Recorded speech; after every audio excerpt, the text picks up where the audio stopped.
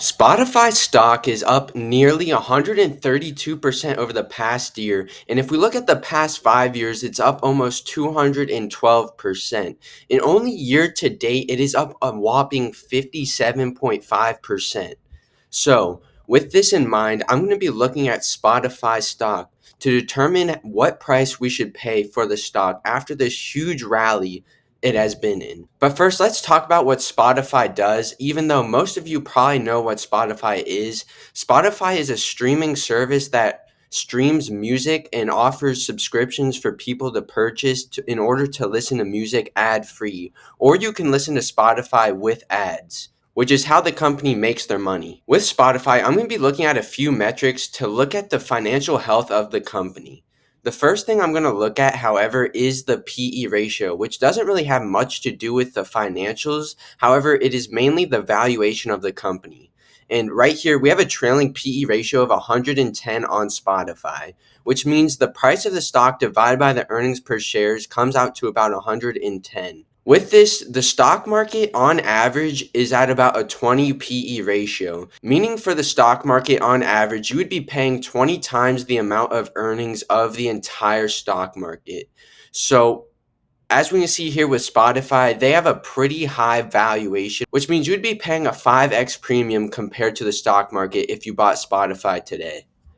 And now, if we take a look at the forward PE ratio, we have a forward PE ratio of 66.23. It's very similar to the trailing PE ratio. However, with the forward PE ratio, it's the price of the stock today divided by the expected earnings per share in the next 12 months. So, as we can see, this is a lot lower than the trailing PE ratio, which is a pretty good sign and also shows that analysts expect the company to grow at a pretty fast rate. So while the trailing PE ratio is very high and the forward PE ratio is very high, it doesn't look terrible when you compare it to the forward PE ratio to the trailing PE ratio, which honestly Spotify could be deserving of this premium valuation because of the earnings per share growth rate that is expected from them. Now I'm going to take a look at Spotify's revenue growth rate. I want this to be growing at a greater than 5%. And as we can see over time, in 2018, they had $6 billion in revenue, and as of right now in 2025, they've reported $17.4 billion in revenue. So they've been growing pretty consistently at about a 15 to 20% rate. It did slow down a bit in 2022. However, it has reaccelerated their revenue growth rate. So this looks pretty good for Spotify. However, I would have expected their revenue to be growing at a greater rate I've just because of the valuation that Spotify is trading at, I would have thought that they would be growing at least 30%. However, Spotify is a pretty good business and has a pretty good moat and competitive advantage. So later on in this video, we'll be valuing the company to see what we should pay for the stock. Next, I'm going to be looking at the net income of Spotify, which is the amount of money that they are making. And as we can see, since 2019 to about 2024, there has been negative earnings from Spotify besides in 2019. However, as of recent, they've been making money and I've reported about a $1.2 billion in net income. So at least they are accelerating this earnings growth rate and starting to turn profitable. Now let's take a look at the shares outstanding, and I want this to be decreasing over time. I want the shares outstanding to be decreasing over time because if the total amount of shares increase over time, say you hold 10 shares and over time it increases by 10%, that means your holding will decrease by 10%. You'll own 10% less of the company that you did if they just increase their shares by 10%. However, if they decrease their shares by 10%, you would actually own a greater percentage than 10 shares from the beginning that you owned it. So basically, if they buy back shares, that means basically your overall holdings of the company will increase without you buying any more shares. So you will hold more of the company. So with Spotify here, we can see they've actually been increasing their shares, diluting us investors. So that is not good for us. However, I think this could be good just because Spotify is a fast growing company and their stock seems to look pretty overvalued so far. So this might actually not be terrible because they're actually selling shares and making money off this. and potentially reinvesting it back into the business and making even more money than they would if they bought back shares. So it's not the worst thing. However, normally I would like to see buybacks, but it's still not terrible, especially for a fast growing company like Spotify and only a company that's been profitable for about a year. Now I'm going to look at the total debt divided by equity ratio. And I want this to be less than 50%. If this is less than 50%, that means they'd have more than double the amount of equity compared to their debt. So we want them to have more than double.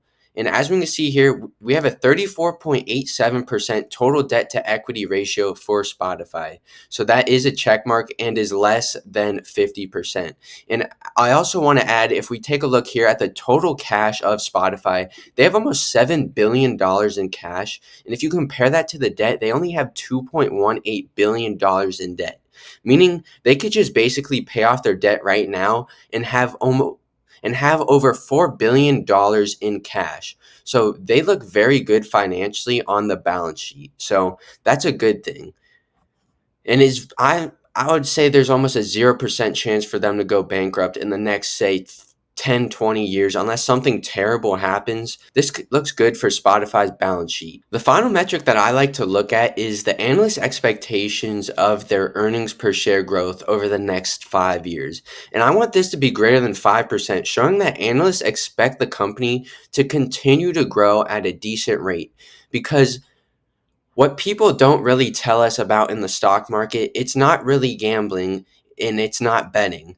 The only reason a stock will go up, as long as it's fairly valued, is because of the earnings per share increases over time. If you buy a stock at a fair value and their earnings per share grows at 5%, but if you bought another stock that was fair valued and their earnings per share, say, growed at 20%, the stock that grows at a 20% rate will give you a greater return. So we want the earnings per share to be growing at a decent rate in the future, which is the main reason a stock will increase in value. And as we can see here, over the next 5 years, analysts expect them to grow at a whopping 41.2% rate. So that is much faster than what they have been growing over the past in revenue. But I do think this could be achievable, especially because they just turned profitable and they can bring these margins up significantly. And also, potentially, buyback shares could also increase this rate. So, this looks pretty good for the future earnings per share growth rate for Spotify. Now, I've gone over to the intrinsic value calculator that I use to value and see what price I would be willing to pay to buy Spotify today. So, the first thing that I have to do is use assumptions of the future, and I have to put in what I believe Spotify could grow at with their revenue over the next 10 years, year over year. So, as I can see here, over the past 5 years, they've grown at about an 18%, and over the past year, they've grown at about a 15% rate. So, with this in mind, I think a revenue growth rate of about 12% is fairly reasonable. So I'm going to put a revenue growth rate at 12% since it has been slowing down pretty decently. And I do think they're starting to get bigger and bigger. So over time, the revenue growth rate will decrease over time. So now I'm going to go to the net profit margin. Over time, as we can see in the past 1 year, they've had a net profit margin of about 7%. And over the past 10 years, they've had about a profit margin of negative 7%. So while we don't have very good assumptions for the future for Spotify, we can go ahead and look at Apple Music gross margins. While this won't be an exact representation of what their profit margin will be, and this is also just the gross profit margin, not the net profit margin. So we have about a 74% gross profit margin for Apple Music, which is a competitor of Spotify. While this doesn't give us a whole lot, this does show us that I believe that the Spotify's net profit margin will definitely increase in the future. I'm 100% certain of that. However, this is a total guessing game of what I think the net profit margin could be. But I'm going to give the net profit margin of Spotify in the next 10 years a 20%. As we can see with Apple, that was a gross profit margin. So that's going to be automatically reduced, especially with Spotify is a little bit different from Apple Music, and that also included iCloud, which is a higher profit margin. So with just Spotify, I believe they can get about a 20% net profit margin. Cash conversion rate, we will leave at 100%. And the terminal PE ratio, while Spotify is growing at a pretty decent rate, the stock market is at about a 20 PE ratio. So I do think that they deserve a slight premium to the market. However, their forward PE ratio of 66 is way too high. And especially their trailing PE ratio at 110, I just believe is way too overvalued. But I believe in the next 10 years, they could have a terminal PE ratio of 25. And finally, with the discount rate, I'm going to put a 15% discount rate. And I always do a 15% discount rate because if we compare to the market, that averages about a 10% return. So we want to be beating the market by a decent margin. And we also want to have a margin of safety. In case these assumptions aren't correct, we need to have a slight margin of safety that we could still outperform the market even if our assumptions are wrong.